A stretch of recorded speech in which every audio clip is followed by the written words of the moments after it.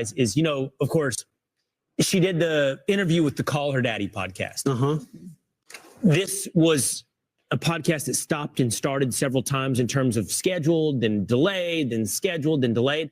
Ultimately, it ended up happening, I think, in Washington, D.C. I'm not sure where they ended up doing it. At a hotel in Washington, D.C. So they had to recreate the Call Her Daddy podcast, which the campaign paid for. Recreate the set. $100,000 for that set right there. They recreated the set? Because she didn't want, because Kamala didn't want to go to LA. I guess it's filmed out of LA or shot out of LA. So she didn't want to go there. And she said, we want to do it here. But we wanted, again, in line with the inauthenticity of the campaign. She said, let's make it look like I went all the way to LA. It'll cost $100,000. Thank you, donors. The guest would pay for that. When I saw this, I'm like, well, the show pays for their own recreation of their own set, right? Like, we would do that. I mean, if I went somewhere, for example, to interview The Rock when I did that, who do you think paid for the cameras?